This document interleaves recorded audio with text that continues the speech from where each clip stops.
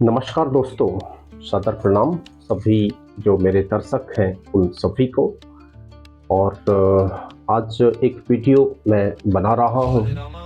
उसका उद्देश्य जिज्ञासा जगाना हो सकता है कुछ ऐसा आप लोग समझें, लेकिन मेरा पर्पज कितना वहाँ सार्थक होगा कि आप लोगों पे मैं छोड़ूंगा।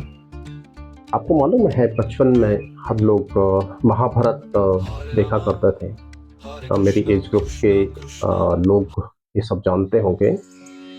तो महाभारत में एक श्लोक हुआ करता था, यदा यदा हि धर्मस्य ग्लानिर्भवति भारत अभ्युत्थानमधर्मस्य तदात्मानं सृजाम्यहम् परित्राणाय साधूनां विनाशाय दुष्कृताम् धर्म संस्थापनार्थाय संभवामि युगे युगे।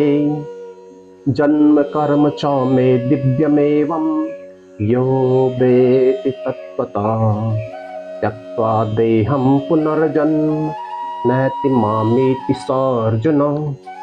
वीतराग भय क्रोधा मन्मयः मामुपाश्रिता वो ज्ञान तपसा पूता मद्भावमागता ये यथा माम प्रपद्यन्ते तास्तथैव भजाम्यहम् मम वर्तमानुवर्तन्ते मनुष्याः पार्थ सर्वशः साक्षान्तः कर्मणां सिद्धिं यजन्त इह देवता क्षिप्रं हि मानुषे लोके सिद्धिर्भवति कर्मजा चातुर्वर्ण्यं मया सृष्टं गुणैः कर्म विभागशः अस्य कर्तारमपि मां विघ्नकर्तारमव्ययम् न मां कर्माणि लिम्पन्ति न मे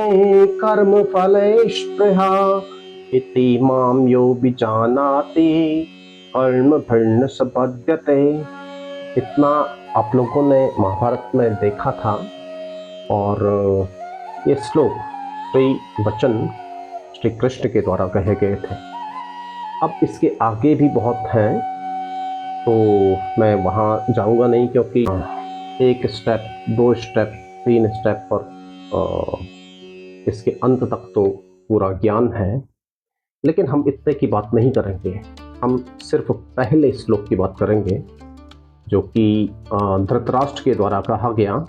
और धृतराष्ट्र से ही क्यों कहलवाया गया, या व्यास जी ने धृतराष्ट्र को ही क्यों चुना कि धृतराष्ट्र ही पहला श्लोक बोलेगा।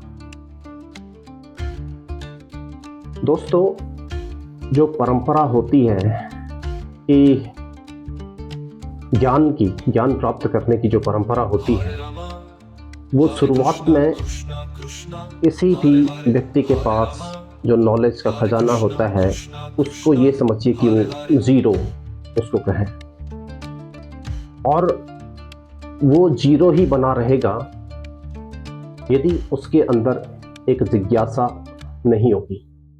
यदि जिज्ञासा है तो वो जीरो से उस नॉलेज को गेन करते करते अपने लेवल तक, जहाँ तक उसे पहुँचना है वहाँ तक पहुँच जाता है। लेकिन यदि उस व्यक्ति के अंदर जिज्ञासा ही नहीं है, प्रारंभ भी नहीं किया है और नहीं करना चाहता, उसकी इच्छा नहीं है, तो वो संभवतया जीरो पर ही रहता है। लेकिन व्यक्ति के अंदर इच्छा होगी तो वो जरूर एक प्रकार से नॉलेज अपना गेन कर लेता है। अब जो इसका पहला श्लोक कुछ श्रीमद् भगवद गीता का जो मेरे ठीक पीछे रखी हुई है, उसका जो पहला श्लोक है वो ये कहता है, धर्म क्षेत्रे कुरुक्षेत्रे समवेतायुत्सवः माम का पांडवाश्चैव किम कुर्वत संजय। और कह कौन रहा है? धृतराष्ट्र बोल रहे हैं। धृतराष्ट्र कैसा व्यक्ति है? धृतराष्ट्र एक अंधा व्यक्ति है और अंधे से कहलवाया गया। मीन्स जो नॉलेज नहीं रखता है, जो देखता भी नहीं है, जिसकी इंद्रियां भी काम नहीं कर रही हैं, देखने वाली जो इंद्री हैं वो काम नहीं कर रही हैं, और उसके अंदर भी एक लालसा है, जिज्ञासा है ज्ञान पाने की या देखने की। जिज्ञासा तो है कि वो संजय से बार बार पूछ रहा है कि धर्म क्षेत्र कुरुक्षेत्र में, हे संजय मुझे ये बता कि मेरे और पांडुपुत्र क्या कर रहे हैं। तो ये तो सीधी सी ऊपरी एक मीनिंग है, जिसमें हम ये समझ सकते हैं कि संस्कृत का सीधे ट्रांसलेशन ये धृतराष्ट्र ने कहा। लेकिन यदि इसका दूसरा मतलब निकालने की कोशिश की जाए तो वो दूसरा मतलब ये है कि हमारे पास शुरुआत में जो गीता का श्लोक लिखा गया है उसमें ये कहा गया कि व्यक्ति के अंदर नॉलेज नहीं है। अब व्यक्ति को नॉलेज भगवान देंगे, और भगवान देंगे मीन्स श्री कृष्ण बोलना शुरू करेंगे, और उसके बाद नॉलेज बढ़ता और अपने पूर्णता की तरफ को लास्ट जो है पीक तक यहीं पहुंचेगा। और अंधे व्यक्ति धृतराष्ट्र से इसलिए कहलवाया गया क्योंकि व्यक्ति के अंदर यदि जिज्ञासा भी है, यदि वो सुन ही सकता है, देख नहीं भी सकता है, तो भी उस नॉलेज को वो प्राप्त कर सकता है। मीन्स उसकी इंद्रियां कोई भी काम नहीं कर रही हैं, इंद्रियां काम नहीं भी कर रही हैं और अंदर जिज्ञासा नॉलेज प्राप्त करने की है, तो उस व्यक्ति को नॉलेज मिल ही जाता है, कंप्लीट वो कर ही लेता है। तो ये कुछ मेरा कहना था। और फिर से हम बहुत ज़्यादा दूर नहीं जाना, हम पहले श्लोक को ही करते हैं ना, और वो कुछ इसी प्रकार से है, फिर से रिपीट हमको करना है।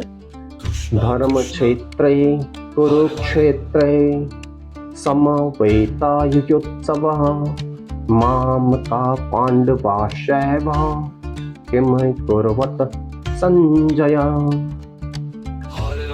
आगे जिन लोगों को जिज्ञासा होगी तो मेरे साथ आगे भी बने रहेंगे मेरे दोस्त। तो तब तक के लिए इन्हीं वचनों के साथ, इन्हीं बातों के साथ मैं यहाँ पर विराम लूँगा, और आप सभी लोगों को पुनः संदीप नेगी का प्रणाम, नमस्कार, बहुत बहुत धन्यवाद।